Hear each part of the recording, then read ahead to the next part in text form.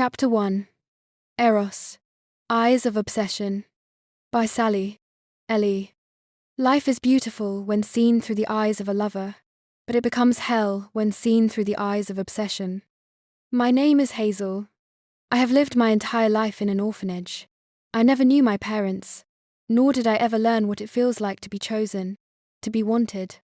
Love, to me, was always something distant, something that belonged to other people. My life was shaped by absence, by quiet nights and unanswered questions, by a loneliness that settled into my bones and never truly left. A person who has never known love does not recognize it when it arrives.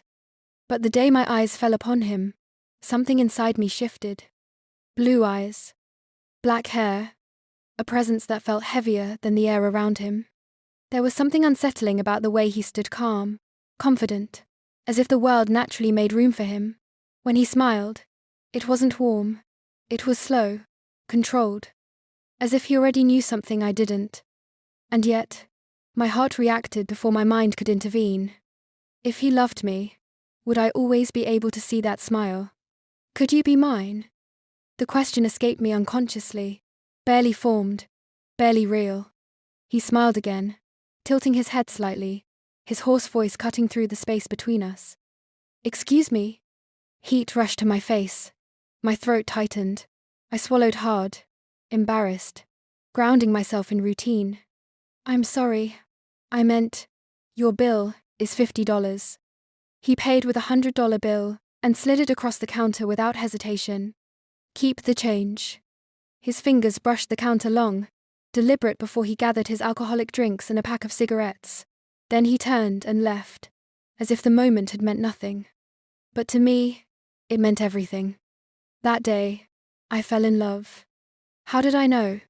Because my breathing became shallow.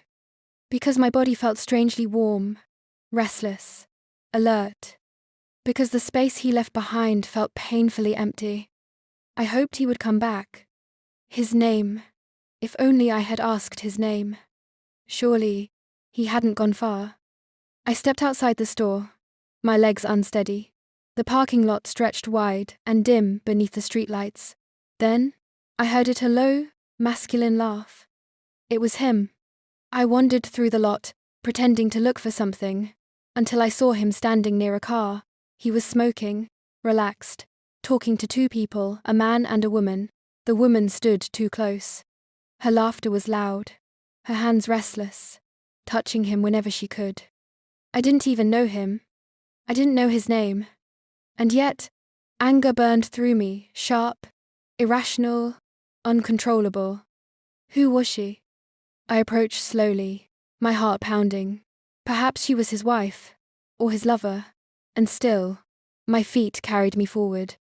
What mattered wasn't who I was. What mattered was who she was. I forced myself to stand straighter, to breathe, to pretend I belonged there. His laughter grew clearer with every step.